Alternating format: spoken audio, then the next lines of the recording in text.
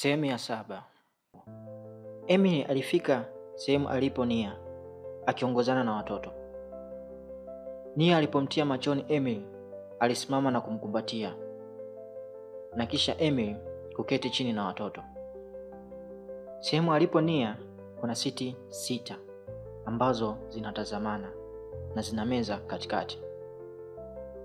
Emily alikaa upande wa pili na watoto, huku akiwa anatazamana na Nia, na wahusika wa siti hizo walikuwa tayari wameshashuka.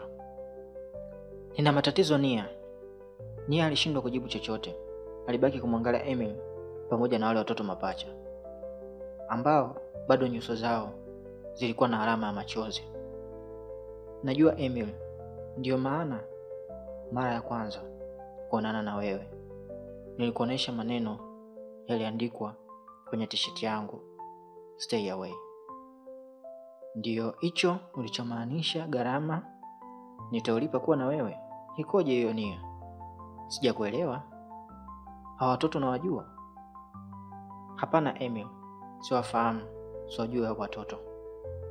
Ila kwa wengi wanaotaka kuingia na ambao waliobahatika kuwa na mahusiano na mimi walikumbwa na balaa na kupoteza maisha. Naishi maisha ya kuwa mahama Emily. Jamii wanizunguka baadhi washaanza kufahamu ni kitu gani ambacho kinachotokea kwa watu wanaokuwa karibu na mimi.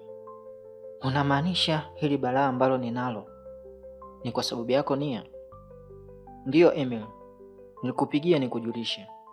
Emily alichomoa simu yake mfukoni na kukuta miss call za Nia za kutosha.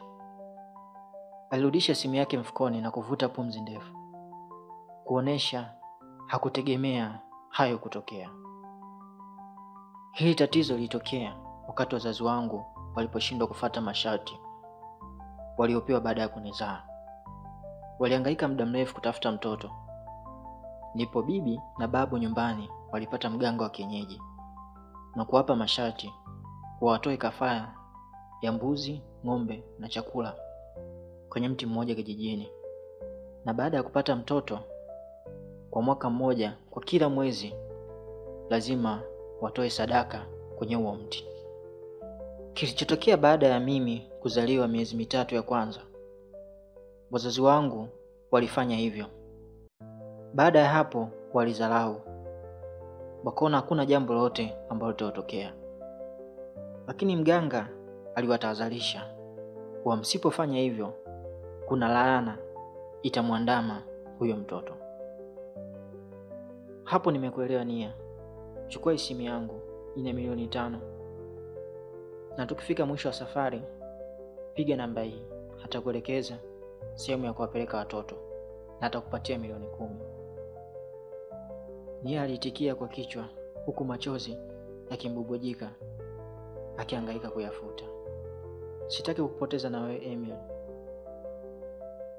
Unatoka na damu kwenye mbavu Emily. Emily aliangalia kwenye mbavu na ni kweli damu ilikuwa ikimtoka na hakuwa akifahamu mpaka alipoambiwa na Nia.